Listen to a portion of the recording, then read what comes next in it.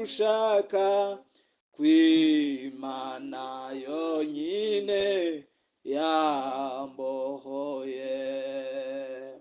Byavuye se kuki byavuye kugushaka kw'Imana yonyine yambohoye.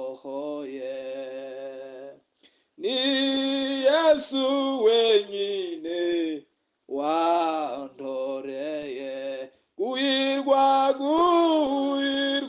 mw'ijuru mu bwami bwe.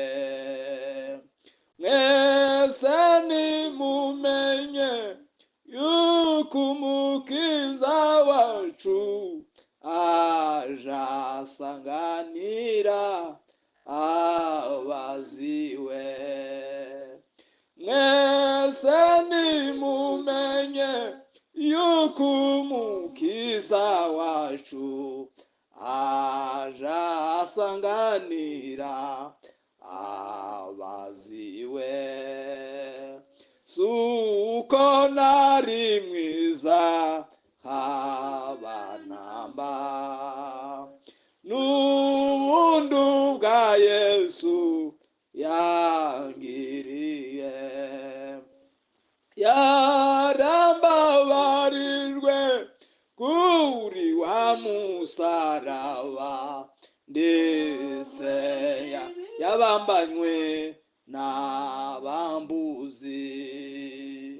Yarambabarijwe kuri wa musaraba, ndetse yabambanywe n'abambuzi. Kandi iyo nibutse ibya Yesu uko yagiriwe bamubamba, binyibutsa ibyaha byanje iwe ndakibi yakoze, nijewe yazize n'umukiza. Binyibutsa ibyaha iwe ndakibi yakoze, nijewe yazize n'umukiza.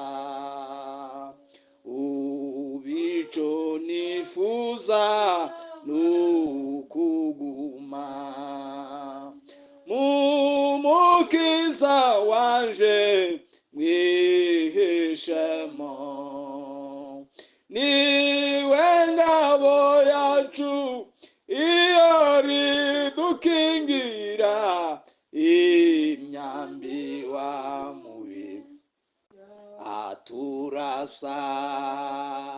Iwe ngabo yacu iho ridukingira imyambi wa mubi aturasa. None ico ngusavye mwami Yesu, ingeso wa mubi yanyanduje, zashaka kuzuka uzirimbura uzicepe, pore nihariwe n'ibyawe Yesu. Zashaka kuzuka zirimbura uzicepe, pore nihariwe n'ibya Yesu.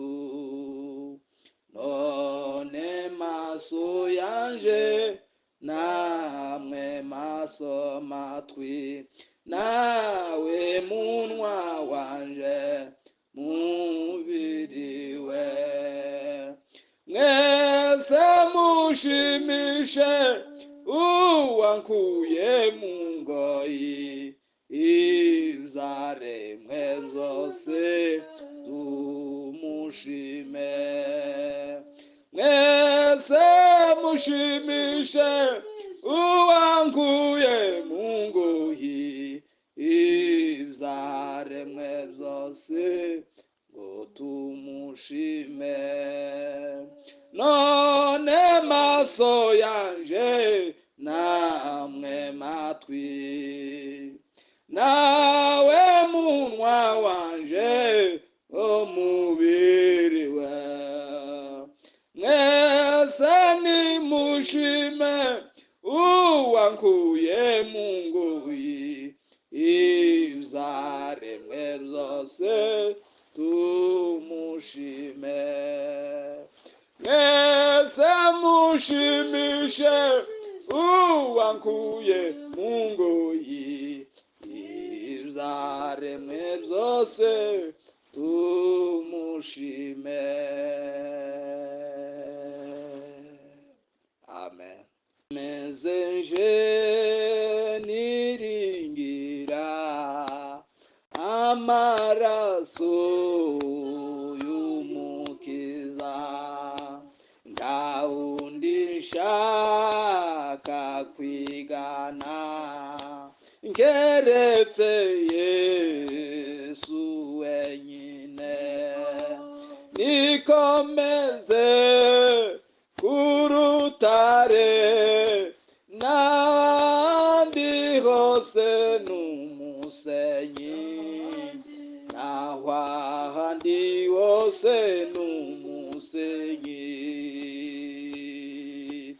Iyo ngoswe n'umwijima, niringira ubwo buntu bwe, mu byago no mu makuba, ndagira ubwanzibukira. Nikomeze kurutare, naho ahandi hose n'umusenyi, naho ahandi hose n'umusenyi. Ntunganywa n'amaraso ye n'ay'amasezerano ye, naho napfusha ibyo mfite, niwe musa niringira. Nikomeze kurutare, naho ahandi hose n'umusenyi, naho ahandi hose n'umusenyi.